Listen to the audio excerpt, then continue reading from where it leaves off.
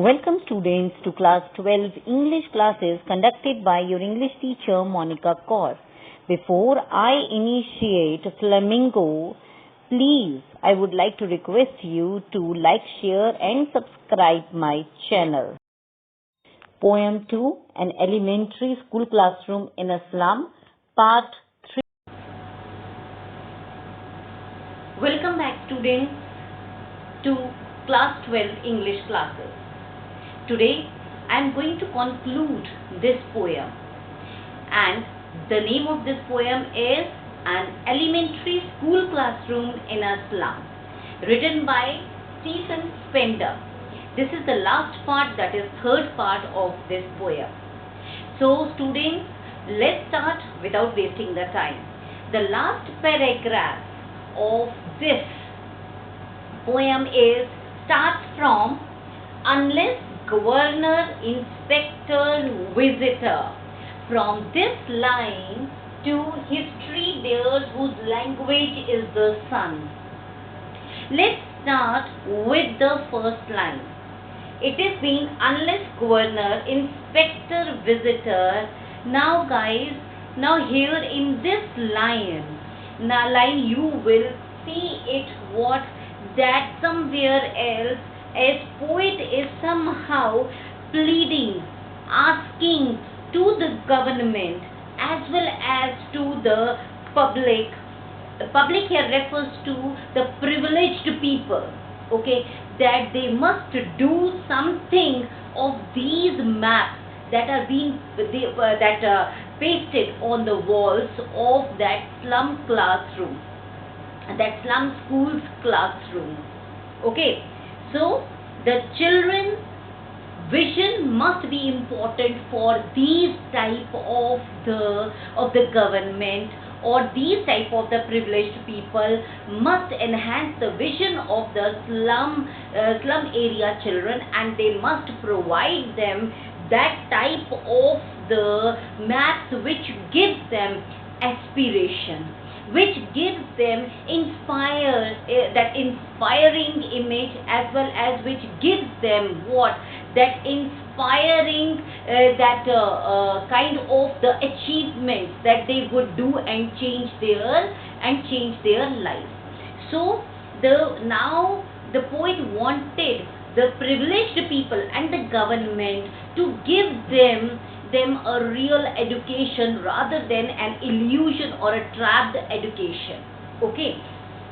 So then they are requesting, then he is requesting on the behalf of that slum area children that the classroom windows which have restricted their opportunities, which have restricted their nature, that sky, which have restricted their seas, which have restricted their forests, which have restricted their light from the sky, it should be given to them in the form of the opportunities, and they must let them to come out from their dark holes like houses. Here the word is being used for this type of the dark holds the houses is catacomb. Catacombs is, guys, an underground place used to bury dead people. Now as you know it, that cemetery, where you see that the people used to bury the dead people, it's really very dark, and so the poet wanted them to do for them to bring the enlightenment in their life rather than the illusion. He wanted them to give them the real education rather than an illusion education, and the windows of that slum classroom must be opened as the opportunities for them. There he used that if we wanted them to give the opportunities to come out from their dark houses, then only one thing would be there, that is in this line, in the fourth line of this paragraph, break open till they break the town. Now what it means, students, here, break open, here break and break is a repetitive poetic device used by poet, as well as here the that the poetic, another poetic device is alliteration. Okay, because BB is coming for two times, B. Okay, so it is alliteration as well as repetition. Now what here the poet want to request that it is an urgent need of the society to let them escape from these darknesses, from those broken dreams, and let them to achieve the life that is for them. Let them that they must be accepted by the privileged society, and let them give them one chance to rise themselves, to make a change in their life themselves. They should be. Now next line is telling us that even if the slum school is there, so then the teachers must take these slum children to the nature, nearby the nature, that is towards to the green fields.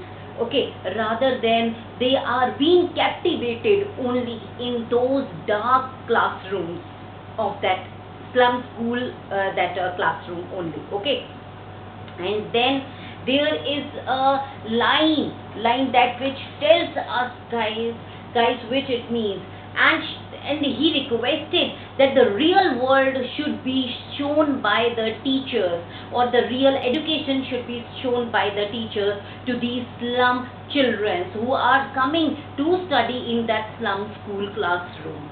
Okay, now there is one line, that is, run azure on gold sands and let their tongues run naked into books. Now guys, here please understand that this azure means deep blue sky, and gold sand here refers to the desert sand. Okay, now understand this. Azure is a deep blue sky, and it is used by the poet to tell the privileged people what that deep blue sky should be given to them. It should not be foggy like their dreams. They have the right to live under that sky of their own. They must get the light. They must see the beautification of the blue sky. Okay, then the next word is, guys, gold sand. Gold sand means desert sand, the sunny warm sand of the beaches or of the desert must be shown to them. Here this gold sand is signifying what? That desert sand, when the sunlight put its rays on it, it glitter like a gold.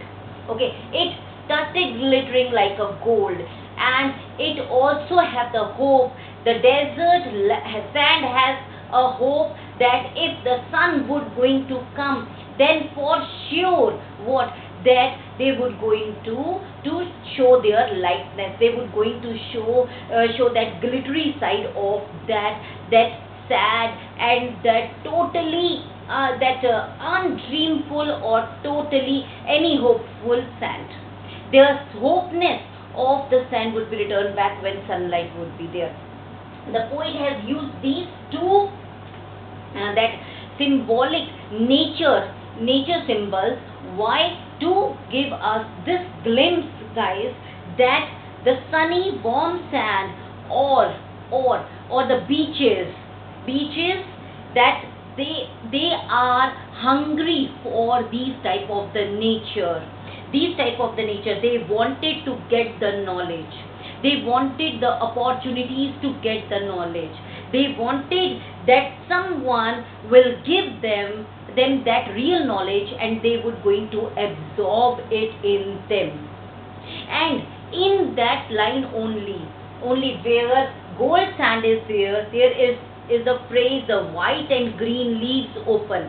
Here, guys, the white and green leaves open. Here the poet has used metaphor. How the poet has used metaphor, guys?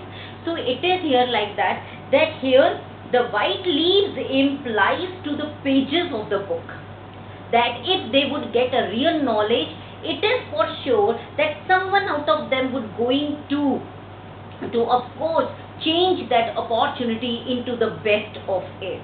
Okay, then the green leaf signifies the clean environment and prosperity.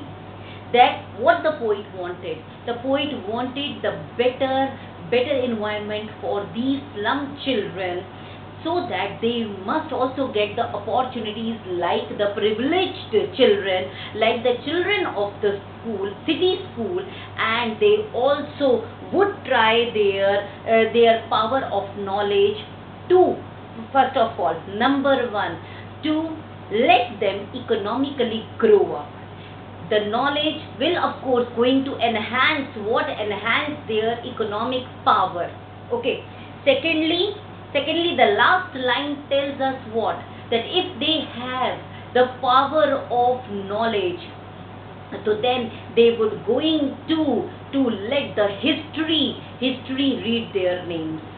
And it is been in the last line shown what, that history theirs whose language is the sun. So here sun is the symbol for what, for the real knowledge. Okay, now the last line tells us what it means. The people who make themselves to the part of the history are the ones who actually speak, think, feel and enjoy the real knowledge.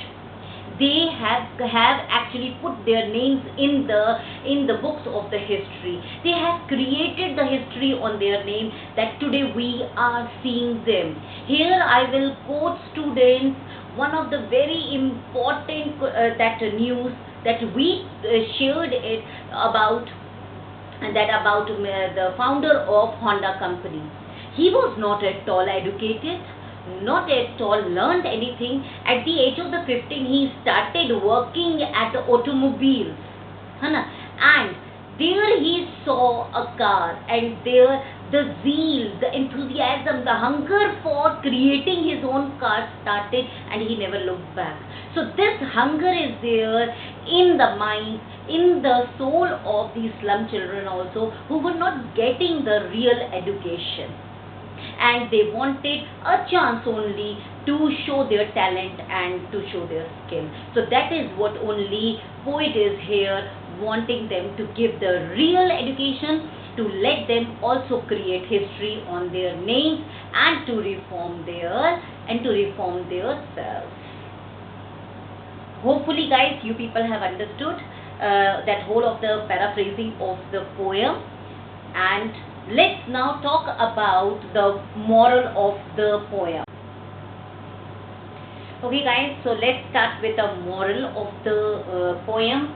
The moral of the poem tells us, or the message of the poem tells us very clearly through these 4 stanzas. We get it that the poet's message is very clear. First thing the poet tells us over here is what? That firstly, that social equality must be there. The society must accept these kids as they are accepting the city kids. As they are accepting the city kids, like that only they have to accept the slum kids also. So social equality would be there and justice would be there. The same opportunities that the city people or the city children are getting it, they must get those opportunities only to show their talent, or to at least test themselves. Either means they would pass or fail, that doesn't matter, but at least the opportunities must be given to them. The second message of the poem is very clearly, and he is telling to the rich people, to the privileged people, to be little bit honest in their charity. That when they will get the basic comforts, the basic amenities like food, health, hygiene, shelter, a proper shelter, not a shelter which are blocking their own natural light. Okay, so shelter as well as the opportunities to get out from that darkness of the slum, and they would get and the opportunity to change their destiny. And this is what the message is, that if you are doing any charity, if you are really thinking for the society, it should be from your heart, not from your mind, not for the show. That is what Stephen Spencer's this poem actually messaged us. If we people would be doing best for these slums, then one day we will see that there would be no slums in the country. So guys, this is the moral. So I hope that guys, you people have understood this poem. So guys, bye bye for now. I'll be coming back soon with my next video. So what you have to do, yes, like, share and subscribe my video, that channel also, and please ring the bell icon to get the notification for the further that videos. So guys, take good care of yourself. Bye bye for now.